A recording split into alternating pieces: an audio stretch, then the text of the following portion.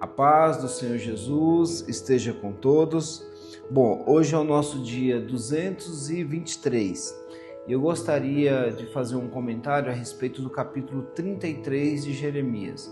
A leitura hoje é do capítulo 33 ao capítulo 36. Mas, como eu disse, eu vou falar apenas sobre o capítulo 33. Nesse contexto, Jeremias está preso por profetizar e os outros profetas por ciúmes e problemas, acabaram prendendo Jeremias. E nessa prisão, o Senhor veio a Jeremias e deu uma mensagem para ele. O Senhor fala o seguinte: Jeremias, clama, e inclusive esse é um versículo muito conhecido no nosso meio cristão. Ele diz o seguinte: invoca-me e eu te responderei, anunciar-te-ei coisas grandes e ocultas que não sabes. A grande questão é que Jeremias ele começa a orar para o Senhor, e mesmo ele estando preso, ele ainda tem uma comunhão com Deus. Talvez um dos grandes segredos da vida cristã é que Deus ele percebe que não importa o ambiente em que a gente está, seja preso ou no ambiente de perseguição ou em um ambiente de liberdade. Nesses ambientes, nenhum é capaz de segurar a voz de Deus. A única coisa que pode prender a sua sensibilidade, porque a voz de Deus continua a gritar, mas o nosso coração se torna insensível, é através do pecado. Aí sim, o pecado nos impede de ouvir a voz de Deus. Mas, mesmo assim, Deus ainda continua falando e continua ministrando. E a ordem para Jeremias é invocar. Invoca-me e eu te responderei. Invocar ao Senhor é o mesmo que você clamar com alta voz, é como rasgar as suas vestes, é como você não encontrar nenhuma outra solução para os problemas a não ser Deus e de uma forma explícita e exageradamente buscar ao Senhor. E há uma promessa nessa busca, porque quando nós estamos desesperados, nós queremos de imediato nos livrarmos daquilo que nos incomoda, e o Senhor nos promete que se nós o invocarmos, Ele nos responderá. Há uma promessa em relação à resposta de Deus. Ele fala o seguinte: olha, eu vou anunciar para você, anunciar-te-ei coisas grandes e ocultas que você não sabe. Um anúncio nada mais é do que um destaque em uma comunicação. Ele vai nos comunicar através de um destaque quando nós o buscarmos de todo o coração.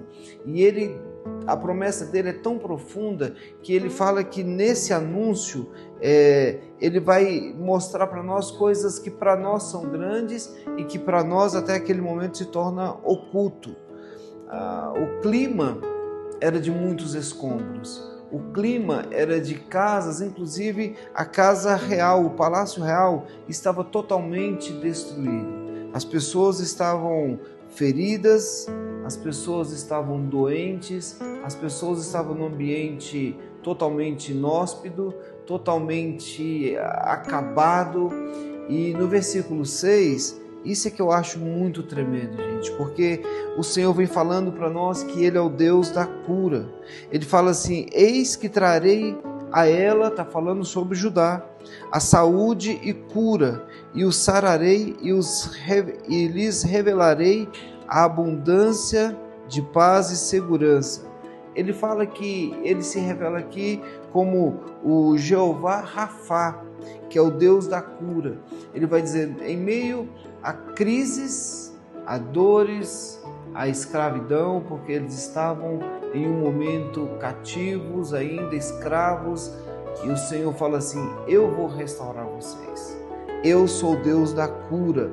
Essa era a voz profética de Jeremias, que em uma prisão ele começa a declarar no versículo 7, que Deus iria restaurar Judá e que através do arrependimento Deus iria inclusive gerar perdão. Ele fala: eu restaurarei a sorte de Judá e de Israel, e edificarei como no princípio.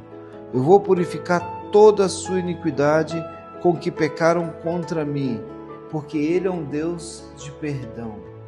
O pecado ele pode ser o mais profundo possível. Uma vez havendo o arrependimento, o Senhor está disposto a gerar o perdão de todas essas transgressões. Então, no finalzinho aqui do capítulo, no versículo 15, ele vai dizer que naqueles dias, naquele tempo, ele vai fazer brotar um renovo de justiça. E esse renovo de justiça é mais uma vez as profecias apontando para Jesus, que ele fala que nos tempos vindouros será feito de Davi um renovo de justiça e executará juízo e justiça na terra, porque ele vai se revelar como o Jeová Tsidkenu, que quer dizer o Deus da justiça. Mais uma vez, eu quero deixar muito claro a misericórdia e o amor extremo de Deus através do próprio Jesus, que é esse renovo, que é esse broto de justiça, que vai executar a justiça na terra.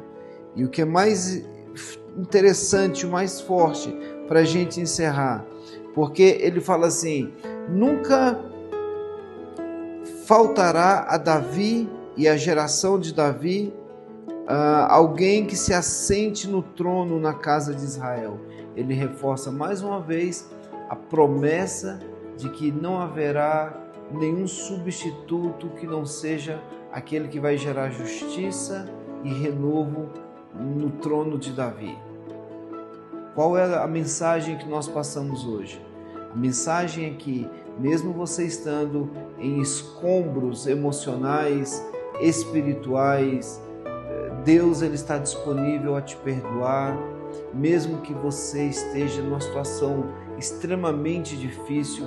A palavra fala que o amor dele ele é de sobremodo excelente. Arrependa-se enquanto há tempo, mas entenda que o Senhor está às portas. Que Deus te abençoe e tenha uma excelente leitura.